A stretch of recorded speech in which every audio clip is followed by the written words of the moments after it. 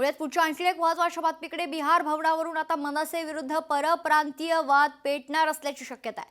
महाराष्ट्र कुणाच्याही बापाचं नाही, बिहारचे मंत्री अशोक चौधरी यांनी हे वादग्रस्त वक्तव्य केले. मुंबईत बिहार भवन बांधलं जाणारच. बिहारचे मंत्री आता हट्टाला पेटले.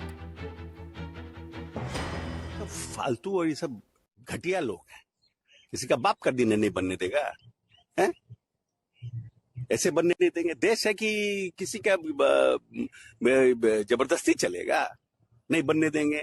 ये राजतंत्र है, राजा है वहां के। क्या ये राज ठाकरे महाराष्ट्र के?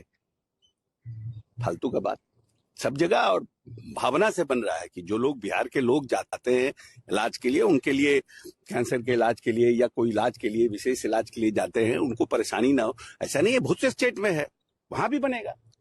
किसी की ताकत नहीं है कि रोक दे। त्यांनी आधी स्वतःचं राज्य नीट करावं, म्हणजे त्यांच्या राज्यातली लोक ही इतर राज्यात जाणार नाहीत आणि स्वतःचं राज्य नीट करायचं नाही, ते कर्जबाजारी करून ठेवायचं.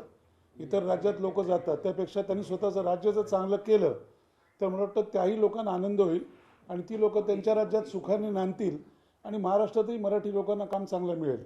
त्यामुळे फक्त तोंड दिलंय म्हणून वाटेल ते बोलायचं एवढंच करू नये. इतर राज्य काय बोलतात आपल्या राज्याच्या बाबतीत ह्याचा त्या सन्माननीय मंत्र्यांनी विचार केला पाहिजे की बाकी अकलीची दिवाळखोरी पाजळण्यापेक्षा स्वतःचं राज्य कसं मोठं करता येईल ह्याचा विचार करावा. म्हणजे ती जी लोक आहेत जी बाहेरगावी जात आहेत ती त्यांच्या राज्यात राहून त्यांना आशीर्वाद देतील. दरम्यान बिहारी माणूस इथं पोट भरायला येतो, बिहारीवर टीका कशाला करता? इथल्या तरुणांमध्ये नोकऱ्या करण्याची मानसिकता नाही. मंत्री गुलाबराव पाटील यांनी हे वक्तव्य केलं. नोकऱ्या पाहिजे, नोकऱ्या पाहिजे, नोकऱ्या आहे करणारा मानसिकता नाहीये. बिहारचा माणूस इथं पोट भरतो, बिहारीवर आपण टीका करतो. कशावर टीका करताय? तुमच्या मराठी माणसाला बीकॉम झाला ना, शेतीचा ना, वावराचा ना, घरचा ना, शेती नोकरीचा. नोकरी नाही तर छोकरी नाही, ही प्रॉब्लेम आहे. आणि वरतून म्हणायचं की वो काम नाही, काम आहे. कोण म्हणतं काम नाही? कोण म्हणतं काम नाही? काम आहे, करण्याची मानसिकता नाही. म्हणजे तरुणांना राग आला तर आला, अजून 4 वर्षांनी इलेक्शन आहे तेव्हा पाहू. काम काय नाही, मग कोण म्हणतं काम नाहीये? काम करण्याची मानसिकता ठेवा, चोरीपासून शरण ठेवायची माणसाने. माझं सन्मान्य गुलाबरावांना एवढंच म्हणणं आहे की आपण त्याच मराठी माणसाच्या जीवावर गेली अनेक वर्ष जिंकतात.